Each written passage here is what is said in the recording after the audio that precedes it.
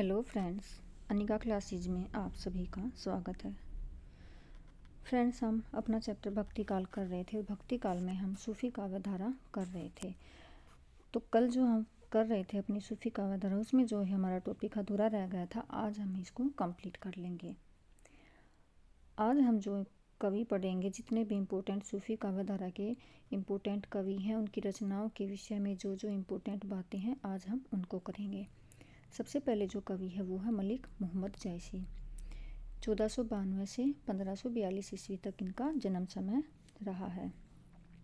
अब देखो, इनकी एक रचना है आखिरी कलाम में जैसी ने अपने जन्म के विषय में लिखा। यानी कि जो जैसी के जन्म के विषय का जो वर्णन है, हमें कहाँ से पता चलता है, किस पुस्तक में इसके जन्म का वर्णन है, तो वो है आखिरी कलाम में। और कैसे पता चलता है? भा अवतार मोद 9 सदी 30 बरस ऊपर कवि बदी। ये इम्पोर्टेंट पंक्ति है। क्यों इम्पोर्टेंट है? क्योंकि ये पंक्ति देकर ऐसे पूछ लिया जाए ये किस कवि के विषय में है, या ये पूछ लिया जाए कि ये किस रचना से है, इसीलिए इम्पोर्टेंट है। किससे संबंधित है? जैसी से। और किस पुस्तक में है? आखिरी कलाम में है। और इसमें क्या है? आखिरी कलाम में जैसी के जन्म का विषय है। जैसी सूफी फ़कीर शेख मोहिद्दी यानी कि मुहावदीन के शिष्य थे। किसके शिष्य थे? फ़कीर शेख मोहिद्दी के। वह जायस में रहते थे। जायस गांव था इनका, और जायस गांव के नाम से ही इनका नाम के साथ जायसी लग गया था। शुक्ल ने पद्मावत के पूर्वार्ध को कल्पित और उत्तरार्ध को ऐतिहासिक माना है। ये भी इम्पोर्टेंट है कि जो पूर्वार्ध भाग है पद्मावत का, उसको क्या माना है? कल्पित माना है। और जो उत्तरार्ध भाग उसको क्या माना है? ऐतिहासिक माना है आचार्य रामचंद्र शुक्ल ने। शुक्ल के अनुसार कबीर ने केवल भिन्न प्रतीत होती हुई प्रोक्त सत्ता की एकता का आभास दिया था। प्रत्यक्ष जीवन की एकता का दृश्य सामने रखने की आवश्यकता बनी, वह जैसी के द्वारा पूरी हुई। ये भी इम्पोर्टेंट कथन है। ये पूछा जा सकता है कथन देखिए कि किसने कहा है, तो ये आचार्य रामचंद्र शुक्ल ने कहा है। अब है जो जैसी की रचनाएं हैं, उन रचनाओं में जो विषय वस्तु है, किस रचना में किस चीज़ का वर्णन है, अब हम वो करेंगे। सबसे पहली रचना है पद्मावत। कब लिखी गई थी? 1540 ईस्वी में। रतन सेन पद्मावती नागवती की प्रेम कहानी है। किसकी है? रतन सेन पद्मावती नागवती की प्रेम कहानी। फिर है अखरावट। अखरावट में क्या है? देवनागरी वर्णमाला के हर अक्षर को लेकर सिद्धांत संबंधी तत्वों से भरी चौपाई सूफी दर्शन को क्या किया गया है? प्रस्तुत किया गया है। अब उनकी देखिए नेक्स्ट रचना आखिरी कलाम। आखिरी कलाम में कयामत का वर्णन है और हजरत मोहम्मद का इन्होंने क्या किया है? महत्व दिया है। तो जो आखिरी कलाम है उसमें क्या है? कयामत का वर्णन है और हजरत मोहम्मद का वर्णन है। ये जो विषय वस्तु दी हुई है हर रचना की, बहुत ही इम्पोर्टेंट है। कहरनामा आध्यात्मिक विवाह वर्णन, परमात्मा की महत्व, अन्योक्तिमूलक काव्य और कहरवा शैली में लिखा गया है। कहरनामा किस में लिखा गया है? कहरवी शैली में। और इसमें क्या है? आध्यात्मिक विवाह का वर्णन है। अब है चित्ररेखा। चित्ररेखा व प्रीतम कुंवर की प्रेम कहानी, ये दोनों क्या है? पात्र हैं। पात्र भी इम्पोर्टेंट है। चित्ररेखा रचना में चित्ररेखा व प्रीतम कुंवर की क्या है? प्रेम कहानी है। नेक्स्ट रचना है मसलनामा। लोकोक्तियों के माध्यम से ईश्वर के प्रति प्रेम आदि का वर्णन किया गया है। मसलनामा में क्या है? जो लोकोक्तियों हैं उनके माध्यम से उन्होंने जो अपने ईश्वर के प्रति जो प्रेम है उसको दर्शाया है। फिर है कान्हावत। कान्हावत में क्या है? कृष्ण का चरित्र, पद्मावत जैसी शैली संभवतः हिंदी साहित्य का प्रथम कृष्ण काव्य, अवतारवाद का प्रतिपादन, श्रुति मत से क्या ये अछूती है। इसमें क्या है? देखो, रचना के नाम से ही पता चलता है। कान्हा, कहना यानी कि कृष्ण से संबंधित है, तो कृष्ण का चरित्र है। ये इस तरह से भी आप इसको याद कर सकते हैं। तो ये रचनाएं किसकी हैं? ये सारी रचनाएं किसकी हैं? मलिक मोहम्मद जैसी की। आखिरी कलाम, कहरनामा, चित्ररेखा, मसलनामा, कहनावत, अखरावट और पद्मावत, ये सभी जैसी की रचना है। अब जो जैसी की इम्पोर्टेंट रचना है जहाँ से क्वेश्चन बन सकते हैं, अब हम उनको पढ़ेंगे। देखो, पद्मावत है। पद्मावत कब लिखी गई थी? 1540 ईस्वी में लिखी गई थी। जैसी ने पद्मावत के निर्माण काल का समय 1927 हिजरी यानी कि सन 1520 ईस्वी दिया है। लेकिन जयसी ने पद्मावत में ये इम्पोर्टेंट है, शाहे वक्त शेरशाह की प्रशंसा की है। ये इम्पोर्टेंट है, पूछा जा सकता है कि पद्मावत में जयसी ने किसकी प्रशंसा की है, तो शेरशाह की प्रशंसा की है। शेरशाह का जो शासन है वो क्या था, 1947 ईजरी से आरंभ होता है। शुक्ल जी ने लिखा है,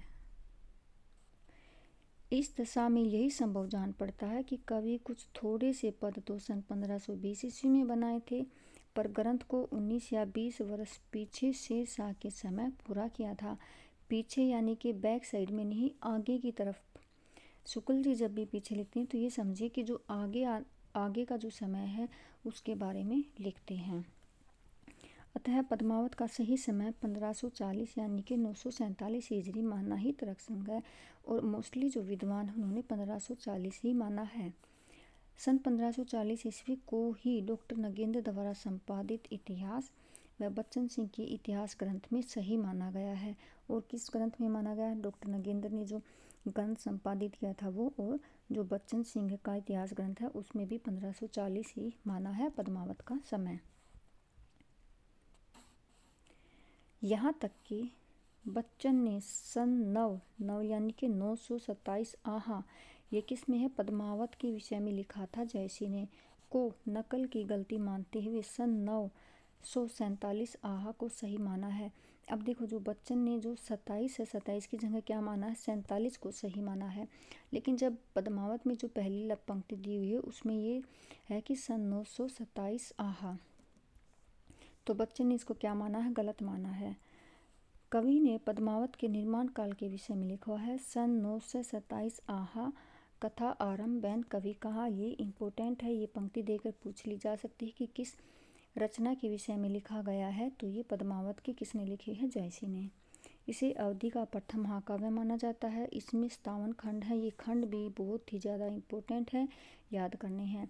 उत्प्रेक्षा अलंकार की प्रधानता अवधि में लिखा गया है, 57 खंड है और उत्प्रेक्षा अलंकार की प्रधानता है। ग्रंथ के आरंभ में शाहे वक्त शेरशाह की प्रशंसा की गई है, ये भी इम्पोर्टेंट है। प्रशंसा में उन्होंने क्या लिखा था, शेरशाह दिल्ली सुल्तानु चारों खंड तपेजस भानु। ये जब पद्मावत की रचना करते हैं तो उन्होंने सबसे पहले ये लिखा था। पद्मावत का एक बांग्ला अनुवाद अराकान राज्य के वजीर मगन ठाकुर ने सन 1650 ईस्वी के आसपास आलो उजाला नामक कवि से करवाया था। किसने करवाया था, वजीर मगन ठाकुर ने करवाया था। अब देखिए नेक्स्ट, पद्मावत में जो पद्मनी है वो परम सत्ता का है, रत्नसेन है साधक का है, राघव चेतन जो है वो क्या है, शैतान का प्रतीक है। इसकी कथा लौकिक धरातल पर चलने के साथ साथ पद्मावत को प्रतीकात्मक काव्य भी कहा जाता है। क्या कहा जाता है, प्रतीकात्मक काव्य भी कहा जाता है। विजय देवनारायण शाही ने पद्मावत को अपने ढंग की त्रासदी यानी कि ट्रेजिडी कहा है। इम्पोर्टेंट है, ये पूछा जाता है कि किसने कहा है, तो विजय देवनारायण शाही ने कहा है। शाही जयसी को मूलतः कवि ही मानते थे। पद्मावत में अन्योक्ति व समासोक्ति दोनों के तत्व हैं, फिर भी यह समासोक्ति के अधिक निकट है। तो जो सबसे ज़्यादा है क्या है, समासोक्ति के अधिक निकट है। पद्मावत को प्रतीकात्मक काव्य भी कहा जाता है, ये अभी हमने ऊपर भी पढ़ा था, ये इम्पोर्टेंट है। अब देखिए, जो पद्मावत में प्रतीक है, किसको कौन सा प्रतीक माना है, ये प्रतीक बहुत ही ज़्यादा इम्पोर्टेंट है। यहाँ से क्वेश्चन मिलान में भी पूछे जा सकते हैं या नॉर्मल भी पूछ लिए जाते हैं। रत्नसेन जो है मन या आत्मा का होता है, सिंघल जो है वो हृदय का प्रतीक है, पद्मावती क्या है, सात्विक बुद्धि का प्रतीक है, सुआ या हीरामन तोता गुरु का है, नागमती दुनिया धंधा या सांसारिक बुद्धि का है, राघव चेतन शैतान का है, अलाउद्दीन जो है वो माया का प्रतीक है। अब देखिए, पद्मावत का पहला भाग काल्पनिक तथा दूसरा भाग इतिहास कल्पना का मिश्रण है। पद्मावत को प्रकाश में लाने का श्रेय रामचंद्र शुक्ल को है। किसको दिया गया है, रामचंद्र शुक्ल को दिया गया है। नागमती वियोग वर्णन पद्मावत का महत्वपूर्ण भाग है। पद्मावत का महत्वपूर्ण भाग कौन सा है, नागमती वियोग वर्णन है। विरह वर्णन के कारण इसे प्रेम की पीर का काव्य कहा गया है। ये मोस्ट इम्पोर्टेंट लाइन है। ये ये पूछा जा सकता है। विरह वर्णन के कारण प्रेम की पीड़ का काव्य किसने कहा है? रामचंद्र शुक्ल ने कहा। या पूछा जा सकता है किस रचना के बारे में कहा? तो ये पद्मावत के बारे में कहा है। पद्मावत की भाषा ठेठ, अवधी एवं लिपि फारसी है। शुक्ल जी पद्मावत, अखरावट व आखिरी कलाम को ही जायसी की रचना मानते हैं, यानी कि 3 रचना को ही जायसी की रचना मानते हैं, पद्मावत, अखरावट व आखिरी कलाम को। शुक्ल जी द्वारा संपादित मलिक मोहम्मद जायसी ग्रंथावली में तीनों रचनाएं ही संकलित हैं। मलिक मोहम्मद जायसी ग्रंथावली किसके द्वारा संपादित है? शुक्ल जी के द्वारा संपादित है। अब है देखो आखिरी कलाम कब लिखी गई थी? सन 1528 में। इसमें किसका वर्णन? इसमें है बाबर के समय लिखी गई थी, तो इसमें क्या है? बाबर की ही प्रशंसा है। पद्मावत में वर्णित प्रतीकात्मक शब्द हृदय यानी कि सिंगल द्वीप के लिए प्रयुक्त हुआ है। सिंगल द्वीप के लिए किसका प्रयोग हुआ है? हृदय का प्रयोग हुआ है।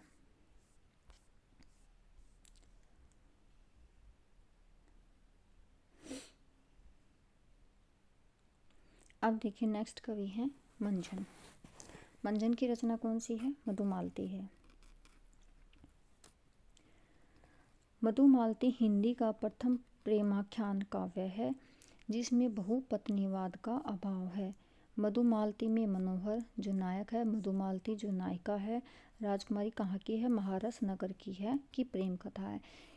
पूरे प्रेमाख्यान में मधुमालती एक ऐसी रचना है जिसमें नायक नायिका के साथ एक और कैरेक्टर चलता है जिसमें उपनायक व उपनायिका होती है, यानी कि इसमें क्या है? प्रेमा और ताराचंद की भी प्रेम कथा चलती है। मंजन, मनोहर और मधुमालती के साथ साथ प्रेमा और ताराचंद की भी क्या है? प्रेम कथा चलती है। बनारसी जैन की आत्मकथा अर्धकथानक में मर्गावती व मधुमालती का जिक्र मिलता है। ये मोस्ट इम्पोर्टेंट है कि मर्गावती व मधुमालती का जिक्र किस रचना में मिलता है? अर्धकथानक में मिलता है। और इसमें अर्धकथानक में इनके बारे में क्या वर्णन है ये भी पूछा जाता है। ये भी इम्पोर्टेंट पंक्ति है। तब घर में बैठे रहे नाहिन हाट पचार, मधुमालती मर्गावती पोथी दोई उपचार। ये पूछा जाता है, पूछ लिया जाए ये किसके द्वारा है? तो ये बनारसी जैन के द्वारा उन्होंने अपनी कथा आत्मकथा अर्धकथानक में लिखी थी। किन 2 रचनाओं के बारे में? मधुमालती मर्गावती या मधुमालती के बारे में। नेक्स्ट है दक्षिण के शायर नरसती ने संवत 1700 में मधुमालती के आधार पर दक्षिणी उर्दू में गुलशने इश्क नामक प्रेम कहानी लिखी। आगे देखिए अब है उस्मान कवि।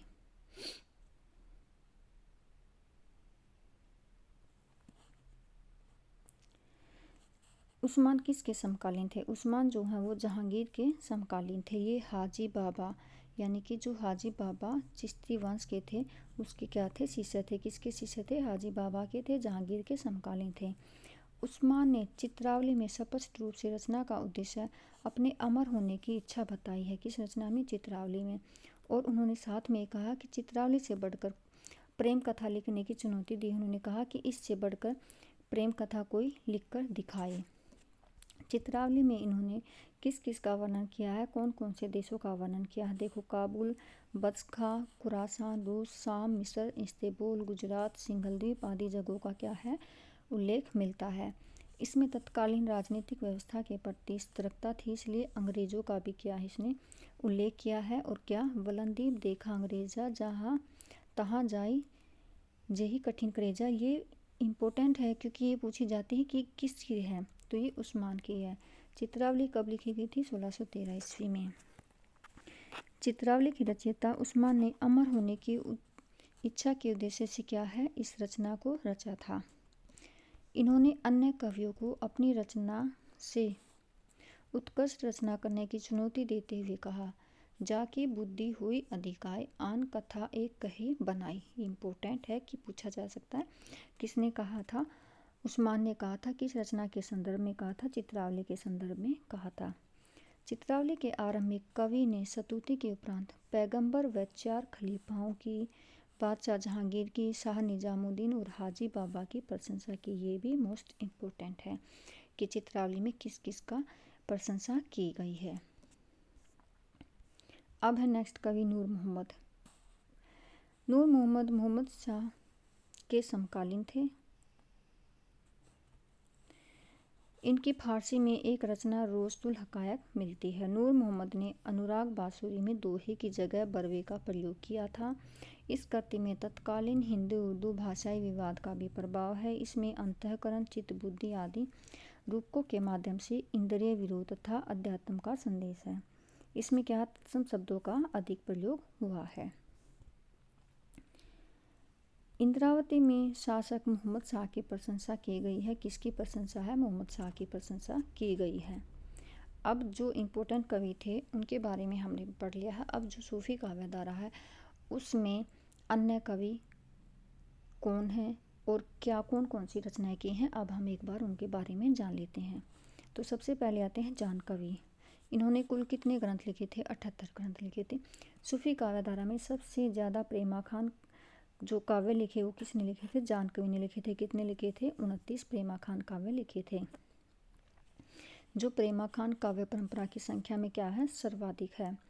इनमें प्रमुख ग्रंथ देखो कौन कौन से हैं। कथा रत्नावली, कथा कनकावती, कथा मोहिनी, कथा कमलावती, कथा नल दमयंती, कथा कलावंती, कथा रूपमंजरी, कथा पिजरंसा साहिजा देवा देवलेदे, कथा कलंदर, ग्रंथ लैला मजनू।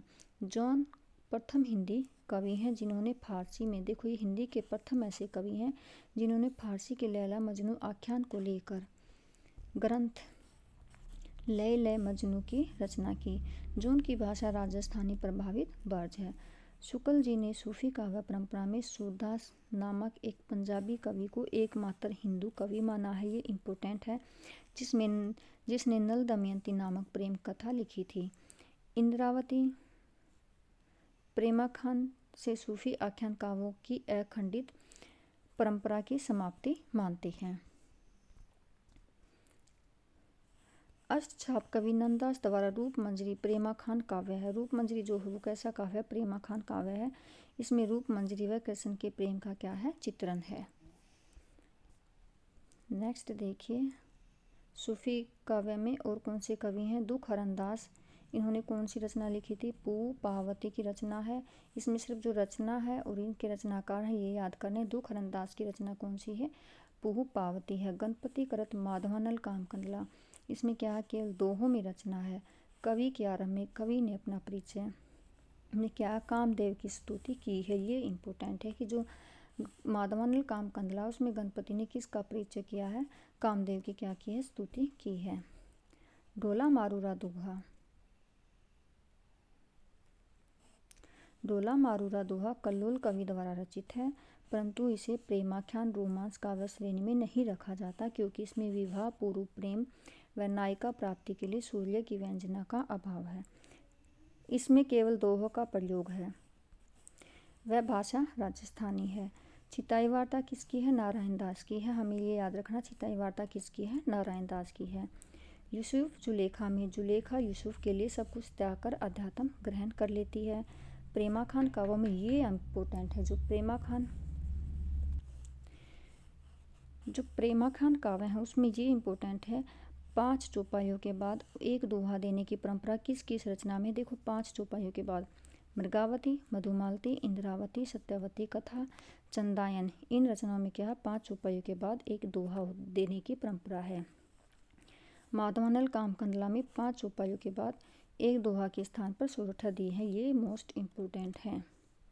अब देखिए 7 चौपाई के बाद दोहा देने की परंपरा पद्मावत व चित्रावली में है। ये कितनी? 7 चौपाइयों के बाद है। ये दोनों क्या हैं? इम्पोर्टेंट हैं। फ्रेंड्स ये हमारा क्या था?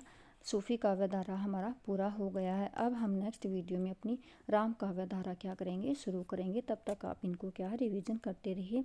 साथ में हम अपना जो TGT प्रीवियस ईयर पेपर हैं उनको भी हम एक बार देखेंगे।